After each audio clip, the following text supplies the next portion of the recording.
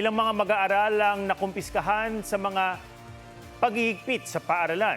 Sa Cagayan, baril at patalim ang nakuha sa dalawang estudyante. Sa isang estudyante naman sa Cebu City, brass knuckles ang nabisto. May report si John Consulta.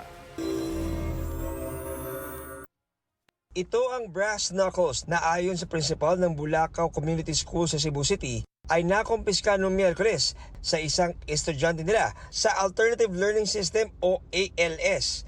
Nakuha ito nang tumunog ang metal detector sa inspeksyon sa mga gamit ng estudyante.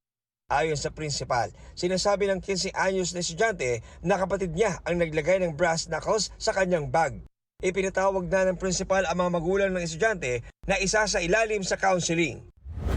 Mga baril at patalim naman ang nakumpiska mula sa dalawang grade 10 students sa Apari School of Arts and Trade sa Cagayan. Nabisto yan sa inspeksyon ng pulisya sa paaralan. Paliwanag daw ng mga estudyante, nagdadala sila ng baril at patalim bilang proteksyon sa sarili. Hawak na ng DSWD ang mga estudyante para sa counseling. Isinailalim din sa counseling ang 14 anyos na grade 10 student sa Tolosa, Leyte. Kasunod ang mag-post niya online ng bantang may mangyayaring umanong pamaril o pananaksak sa Tolosa National High School. Sa pagsusuri ng psychiatrist na lamang may iniindang problema ang estudyante.